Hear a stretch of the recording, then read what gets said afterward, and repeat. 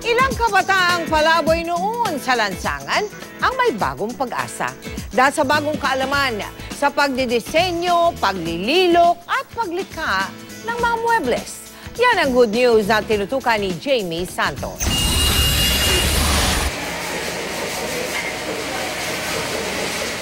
Imbis na malulong sa bisyo o magpalaboy-laboy sa lansangan, kinukupkup ang mga binatang out-of-school youth na ito ng grupong Focolare.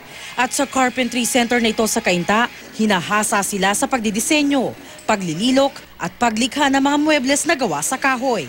The intention is to make them productive members of society after 3 years.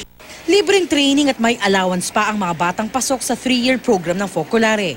Bukod sa hands-on carpentry training, hinuhubog din sila dito para maging mabuting tao. Holistic din siya, no? Meron mga values formation. Isa sa mga batang nabigyang pag-asa ang tubong Palawan na si Jeffrey. 3 taon mang nalayo sa pamilya, lubos naman ang galak ni Jeffrey sa bagong buhay na kanyang haharapin ngayong siya'y magtatapos. Nalilinang mo talaga yung kaalaman mo bilang kung ano yung talagang gusto mo. Nag-enjoy po talaga ako sa furniture making. Si Richard, dati ring trainee at ngayon senior craftsman na. Malaking bagay po sa amin talaga ang pamilya. Nakakatulong po ako sa pamilya ko, sa mga kapatid ko na tinutulungan ko, sinusuportahan ko po sila. Many of them eventually find jobs. In the last 3 years, most of our graduates find jobs, no?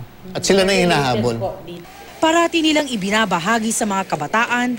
Bata kayo, sabihin ko na, ang laki-laki ng opportunity ninyo, no? You make what you want to be, no? Hindi pwedeng sabihin mo, wala man akong pag-asa, no?